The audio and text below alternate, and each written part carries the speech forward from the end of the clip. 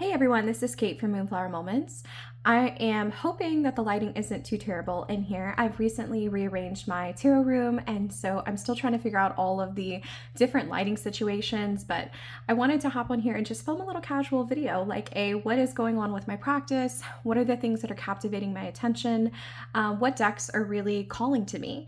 So that's what this video consists of. Now I have some old favorites within this, but I also have some newer things that have been captivating me, and so I'm going to go ahead and share both within this space. So to get started, I want to share a newer deck that I have purchased, and it is the Wild Whispers Oracle.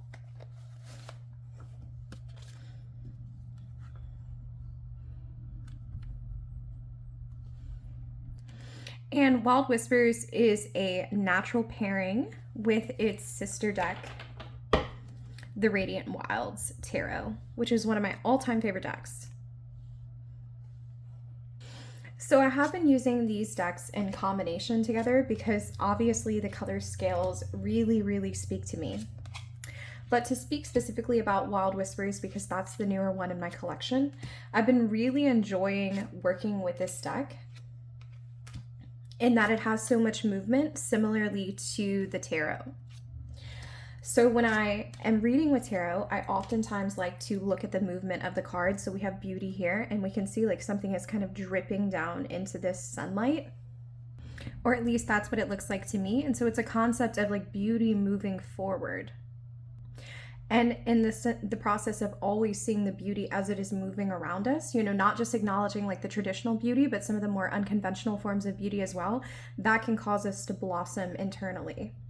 So there's a lot of movement in the way that this art is drawn. This is a beautiful pair. And I do really think the creator did a great job carrying on motifs. So here we have a doorway for the Ace of Wands. We're stepping into that cosmos, where here we also have this doorway of depth. And this one has like multiple doorways to get in. So it's just a super cool deck. I really love orange colors for anything related to my creativity. Orange is my favorite color anyway, if y'all couldn't have guessed from my cover images. But I really love this for works around in my creativity. And so also what I've been doing with this pair, but especially with the Oracle as of recent, because that's kind of my new friend. It's my new thing captivating my interest. I've been pairing it with Tarot for Creativity. So I'm going to show the book and then I'll show you how it works. Here we go. So Tarot for Creativity, essentially every card in the tarot deck has a spread. So let me go ahead and zoom out some. There we go. So here we have the Strength card, and it has like a little motto, a full image of what strength looks like, a write-up of strength. But then also we have creative prompts for strength. So for example, practice yoga or breath work, write a short story about a character faced with an incredibly hard thing and the surprisingly gentle way they respond, create a collage, and then journal about what kinds of creative experiences in your life feel hard. So they have like all of these different ways to engage with this energy, the strength energy, in a creative way that isn't necessarily aligned to you like pulling more tarot cards. But if you wanted to pull more tarot cards, you could pull, because they have these prompts for every single card in the tarot. So in the case of this, you shuffle your deck and flip through until you find strength, pull out the two cards directly behind it and lay them in the pattern that follows. So what hard thing do I need to face in my creative life? What can I do to find sweetness while I do the hard thing? So I wouldn't be using a tarot card for this because, like I said, I found that the Oracle works really well. So I'm just going to shuffle it and I'm going to pause and we're going to see. So what hard thing do I need to face in my creative life?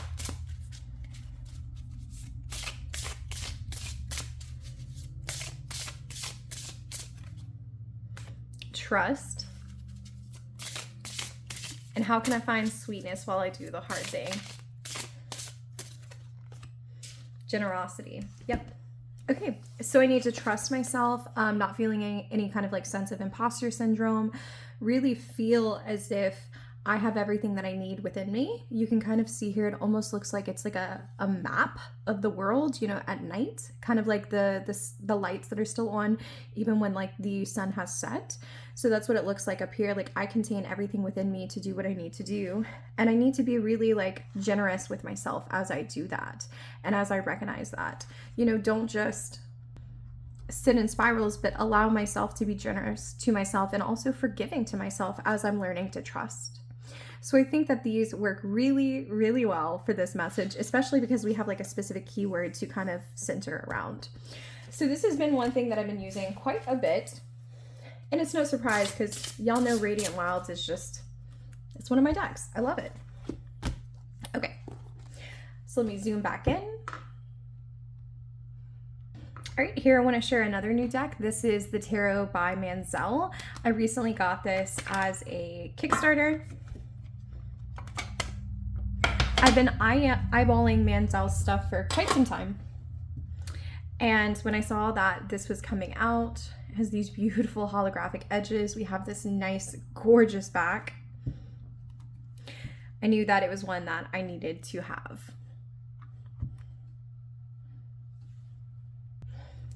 So I just recently got this in, but this deck is really captivating my attention right now because I really love how detailed this artwork is.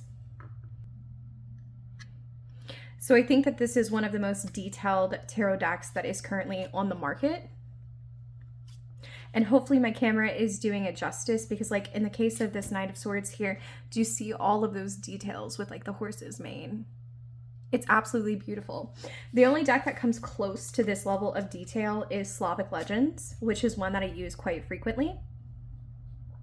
And I think that I would like to actually match this with decks like Slavic Legends that are ultra like HD in order to remind me to live more presently, because that's how I use Slavic Legends is I sit in the yard or I pull a card at my desk and I really sink into how much detail there is. And it reminds me to take notice of those details and let my life be lived like with that ultra contrast. So I think that's where this is going to settle into my practice. And in my opinion, like I actually do find myself reaching for the RWS quite a bit. I have a 1971 copy of the yellow box RWS that I reach for like all the time. I have JK Tarot that I reach for all the time.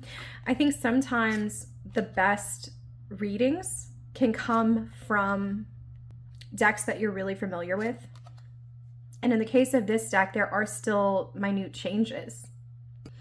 And I think it's cool that like you kind of get into a rhythm where you're reading pretty quickly because it's like, oh, it's just the RWS. But then all of a sudden you come across this Four of Swords and you have two individuals down here in the middle and they are celebrating. So there's little extra layers that the creator adds onto it that I find to be quite stunning. Since this is a newer deck, I will show the guidebook because I was pretty impressed with it. So here's the guidebook. And it has like these full color images for every card. And it has like keywords, it has themes, astrological references, the element, yes or no, and the reversal as well. So everything is pretty short as far as it goes because there's only just like this write-up for every card. But I absolutely love that he kept like the full color image in here so you can see how detailed everything is. And then you also have the astrological associations too, which I think is important if you're wanting to do like the deck and walk or something. It really is a very beginner friendly deck. So this was the Tarot by Manzel. I'll keep y'all updated on how this one reads because I haven't done much work with it, but it is definitely calling to me right now to be used. All right, next I have an old favorite paired with a new favorite. You'll probably think I'm crazy for showing this deck so much, but I fucking love this deck. I have the Neopets Tarot, but y'all just wait, look at this match. And then I have the Field Guide to the Garden Dragons Oracle. And these two decks side by side, y'all, look how cute. Just look how adorable these are. I feel like these decks are meant to be together. So Neopets touches on such a nostalgic part of my childhood. I am a Cancer. Nostalgia is probably my favorite feeling. And then we have these cute little garden dragons. And a lot of what is depicted in the garden dragons, some of them are vegetables. I don't have a vegetable garden. I have like a wildflower garden. But my father works a lot with vegetables. And so it also kind of like touches on that sense of nostalgia for me as well. Because like one time we grew pumpkins, but all the pumpkins like ripened in the middle of like July. So we were like hoping and praying that they would last until October, and like only one did. And it's just a fun little anecdote. Like it's kind of a mystery. Will the pumpkin make it until October? And so I have a lot of personal associations with the vegetables that are picked here. Peanut butter is absolutely incredible. It's not just like vegetables, but they have some like fun, like childlike ones here too. But I think that if someone were to ask me, like, what is a deck pairing that could really hit on the inner child, I would suggest this if you were someone like me who grew up with Neopets. And I think the artwork works well together too. So this is just my cute little match that has been bringing me a lot of joy. The characters are explained in the guidebooks. This is an Andrew McNeil's deck. So I think that it was well done. It was indie and then it went mass market. So if you've never played Neopets at all, like the characters are still explained in the guidebook. Okay, so enough about those. Those are definitely my cutie patootie matches. I love the asparagus, consistent. It's just super cute, y'all. And I have edged both of those decks, I did want to say. So both of these were edged. Actually on separate occasions, and then I realized by looking at the edges, I was like, I edged them both in orange. That means they probably have similar color scales. Let me try them together. All right, now I have a new deck. I actually have two new decks that I'm going to share. So both of these came from US Games to me for review. So this one is the Tempest Tarot, and I'm so fucking excited to have this one. It comes like in this nice box. It's not like a cheap tuck box. I will take it out of the box once it settles into my collection a little bit more, like I always do, and put it in bags. But in the meantime, I'm happy that it's a nice, like, nice tuck box. Okay, here we go. So just from dipping into the guidebook a little bit, the creator claimed that she wanted something to represent this world because being at sea to her represented that liminal space. Like you're on this boat, so you still, in a sense, are grounded, but you're also on the sea. So it represented that liminal space of that in between that earth and the land. Sorry, the earth and the sea. And so that really has kind of gotten my gears turning about how I'm going to use this deck. But I really have found it to work well quite so far for weather readings. And so I pulled from this deck 3 days in a row, and all 3 days were super rainy. And one of the days, actually, my school parking lot flooded. Like a couple of kids actually lost their cars because the rain came down so quickly and so intensely that the kids like didn't have time to move them. We didn't really have a place to move them. All of the streets were flooded. I mean, it was incredibly, ridiculously dangerous. And sometimes, like in South Louisiana, that just kind of is what it is. But the card that I pulled on that day, the weather forecast only had like 20% chance of rain. But the card that I pulled that day, I love that it just came up. I love tarot for doing that. Like you're talking about a card and it just pops up, was actually this one. And I thought that was so appropriate because the Seven of Wands is all about defensive energy. And like all day long, I was like sitting, I was like walking between my classroom and like the outside doors, just like a lot of people were, and like watching as this water was like coming up.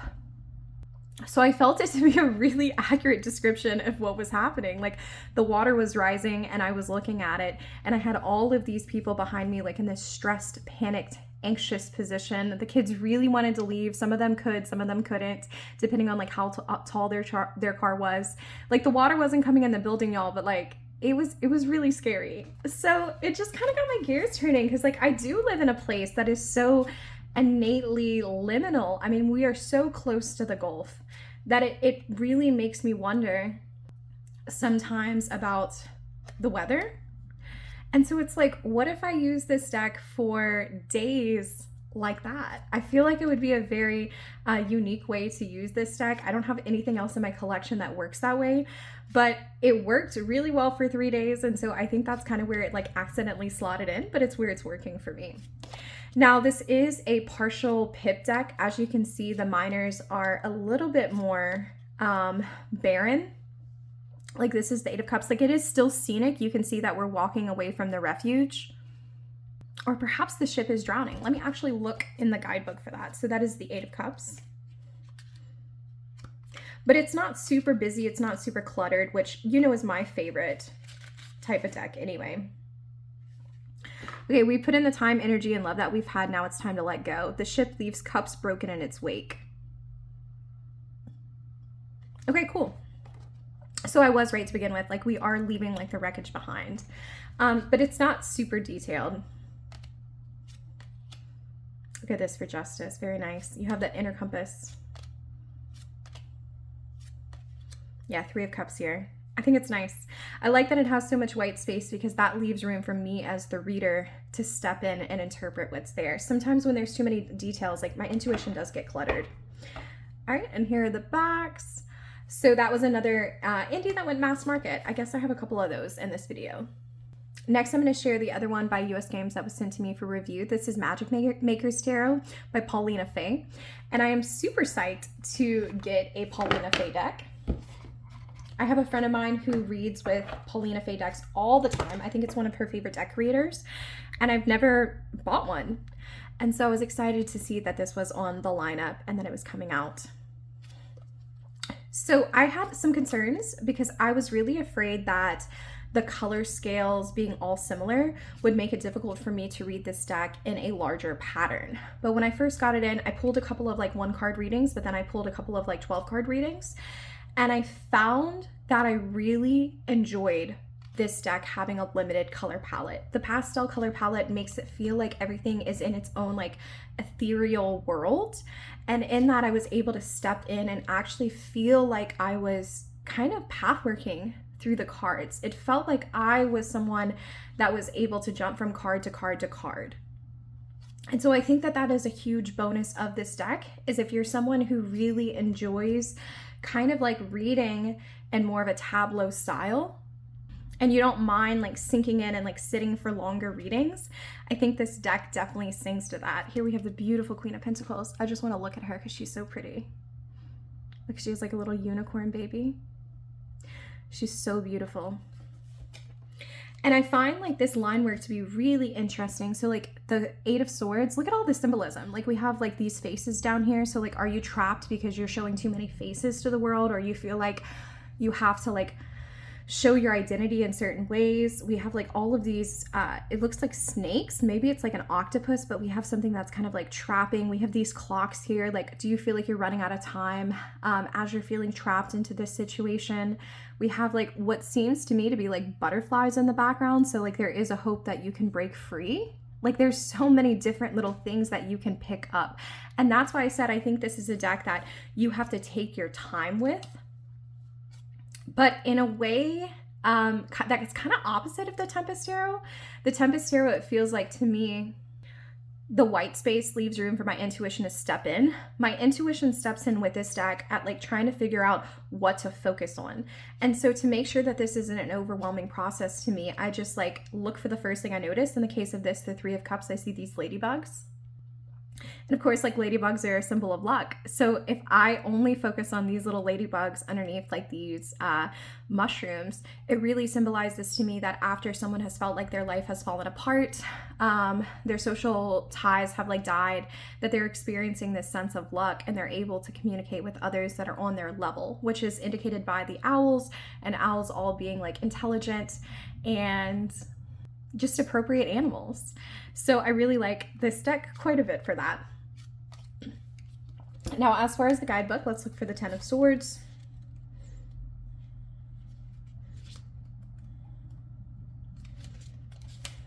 Here we go. So we have your standard keywords: breakdown, crisis, bitterness, defeat, attacked. She feels like the world is crashing around her. In the state of breakdown, she manages to find comfort in the calm waters and night air. The winds carry seeds from wildflowers preparing new growth. The stars whisper to her in an effort to rekindle her broken spirit. She will soon realize that a new day will dawn. After each day comes a beginning. After each defeat comes a victory. Reverse keywords: relapse, sinking beyond help, despair, improvement, and survival. Cool.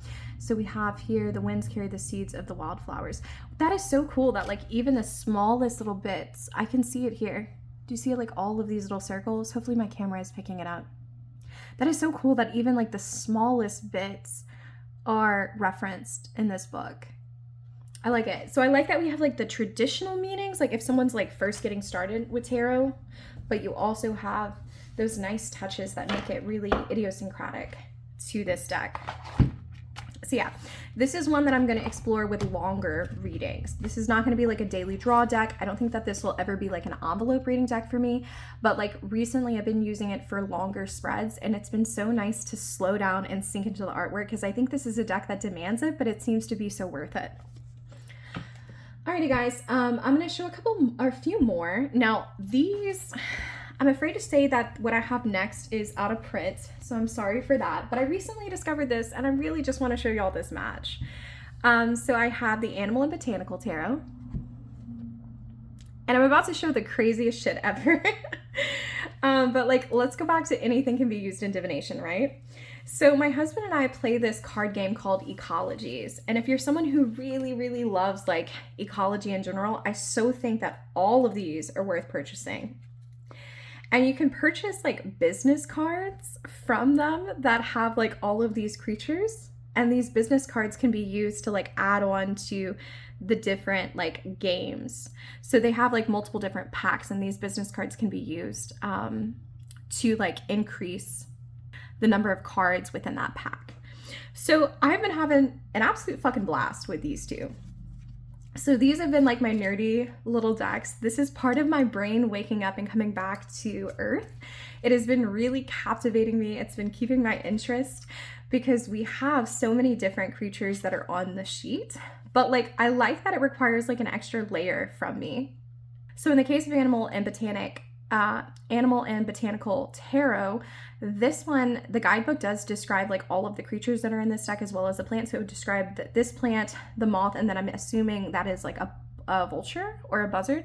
Is that the same thing? I'll have to check. But of course, because like these are literally like business cards, like it says that you have to look up the meanings to see if they can fit within the gameplay. And so it's a little bit unconventional, but like I fucking enjoyed looking up what glowworms mean. And I've gotten caught in so many different like rabbit holes of what this creature is. And so I've been putting them on my altar and kind of working with them in that way to reinforce the meaning that's coming through with tarot. The tarot makes it a little bit more accessible because like the guidebook has the creatures and their divinatory message. These you have to look it up. But I find that to be like so fun because it means that I'm really getting the chance to like decide for myself what the message should be. And that could be like a little bit of confirmation bias, but when you look up information about an otter, there's so much information out there. But to me, that's like really fulfilling because it's like I have to kind of trust my intuition of this is what the otter is trying to communicate to me at this moment. Or it could be that the otter is trying to communicate everything to me and I need to sit on it for a while. So yeah, look, I know it was probably like bad of me as like a tarot tuber to show you like an out of print deck and a deck that is like really strange, but I've seen other people pull like animal cards like this too that weren't meant for divination but still work. So I don't think that one's too crazy. So that was my Ecologies business cards. I'll leave a link in the description box below to their Etsy shop because I love the card games that they make, and Animal and Botanical, which is unfortunately out of print, but you know, you never know, it might come back. I haven't seen the creator say they're never going to make it again. All right, so it is Taurus season, which I adore so much. So I've been thinking about, I'm going to be working with Wild Radiance until the end of April because that was my Aries deck. But I've been thinking about what I want to pull as my Taurus deck, and I really think that I'm going to pull Influence of Angels. This is one that doesn't get a lot of love in my collection the way that it should. And I think I'm going to pair it with the oversized Medieval Oracle of the Beast. Yeah, let's see. Yeah, I think we can see both. Beautiful. So I think obviously these go together, right? It's almost like the one on the left, the Influence of Angels, has a much cleaner kind of energy and kind of image. It focuses on angels. It kind of focuses on the ethereal. Every card has an angel that's depicted in the background. And when I have had clients ask me about like spirit guides or guardian angels, I found this to be a very like invaluable tool in my collection. Meanwhile, like the Medieval Oracle of a Beast, I mean like these phrases are crazy, like open mouth, insert foot, and we have like this crocodile, which is clearly not anatomically correct. Like how many fucking toes does it have? But I personally really love readings and using decks in a way that contrasts things. So the way that I have used this quite recently is like, this is kind of like the ideal, where this is like the reality. This feels like heaven, whereas this feels kind of like the messy underbelly of earth. And it's been cool to see these decks paired side by side, because one is so idealistic and the other one is just so wacky and crazy, just like all Libra moon decks are. And it's been a lot of fun to have that pairing in there. I also have paired Medieval Oracle of the Beast with the Lord of the Rings Tarot. I don't have that out on my desk currently, but I was using that for a little while because it was kind of fun. Like, Lord of the Rings is like, let's go on an adventure. And this deck is like, let's go on an adventure. Rather, not even let's go on an adventure, like we are an adventure. But it's cool. So this is going to be a pair that I carry forward. It really is strongly calling to me right now. And I foresee that it's probably going to be like my absolute Taurus decks. All right, so let's get this honker chonker out of the way because this is a big one.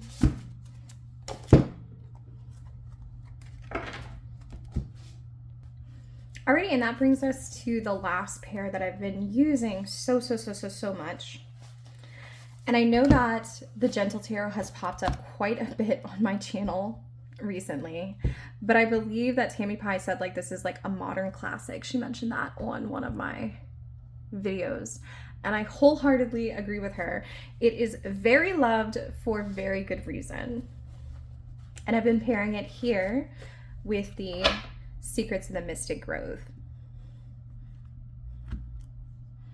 So I feel like no matter what I'm reading with, I do always crave jewel tones. Like, it doesn't matter what's going on in my life, what season it is in my life, I really want jewel tones.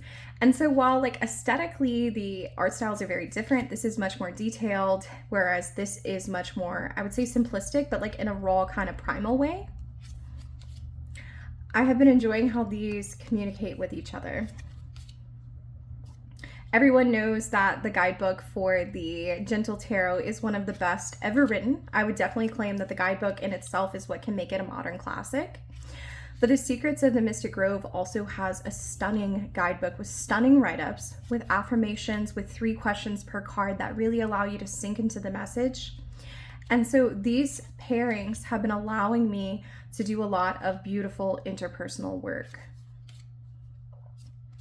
So these are totally and absolutely calling to me right now. And I think that they're a pretty good match, like aesthetically too. I don't know if it always has to be an aesthetic match. Sometimes decks just go together. That's a video I would love to see someone make, like non-aesthetic pairs. I feel like I've seen a lot of people make content like that, but I wish it was like a content like we shared more often, because I think sometimes like leaning into the non-aesthetic pairs is really what gets you like the most kind of unique readings, like things that you would never think of.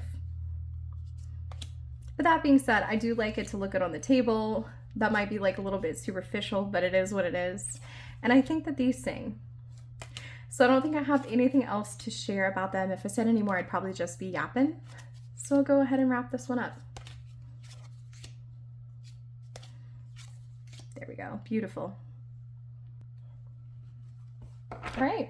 So I don't even know how many decks that is. Y'all know I keep a pretty large basket next to me at all times. So if I said it was like 15 decks I'm working with, it's probably because I am working with 15 decks. I don't know how many I just showed. But I think that was it. I just wanted like a nice casual video of like what has been going on with my practice, what has been interesting me, and what decks are calling to me. So I hope that y'all have a beautiful day, and I will see y'all next time.